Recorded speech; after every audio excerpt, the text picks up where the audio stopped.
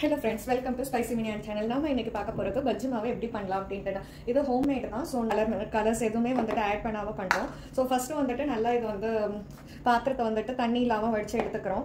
2 cup கடலை மாவுங்கற அளவுக்கு நான் போட்டுருக்கேன். இந்த கடலை மாவு கூட வந்துட்டு இது நானா ப்ரிப்பேர் பண்ணதா. அத நல்ல கடலை பருப்பு அலசிட்டு காய வச்சிட்டு மிக்ஸில வந்து அடிச்சு எடுத்த கடலை மாவு தான் இது.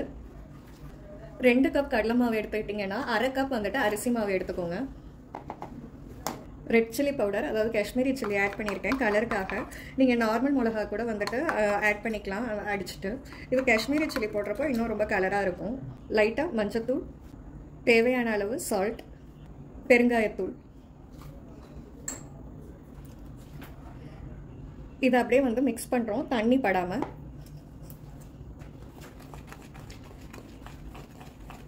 மிக்ஸியில் கூட அடித்து எடுத்துக்கலாம்.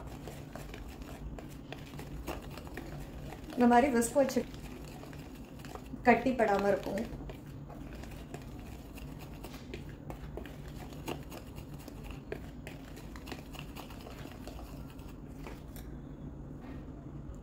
பாருங்க, ஒரு நல்ல ஏர்டைட் கண்டெய்னரில் வந்துட்டு இதை போட்டாச்சு. இது ஃப்ரிட்ஜில் வச்சுருந்தீங்கன்னா ஒரு 1 மந்த்துக்கு வச்சு யூஸ் பண்ணலாம். இல்லை வெளியிலே நான் வைக்கிறேன் அப்படின்னா வித்தின் 10 டேஸ்க்குள்ளே வந்துட்டு நீங்கள் யூஸ் பண்ணிக்கலாம். உங்களுக்கு வேணுங்கிறப்ப இதை வந்து தண்ணியை ஊற்றிட்டு ஆனியன் பக்கோடாவோ, ஆனியன் பஜ்ஜோ, பொட்டேட்டோ பஜ்ஜோ எது வேணாலும் நீங்கள் போட்டுக்கலாம். சில்லி, மிளகா பஜ்ஜி எது வேணாலும் போட்டுக்கலாம். இப்போ அதையும் நான் காட்டுறேன் எப்படி வருதுன்னு பாருங்கள்.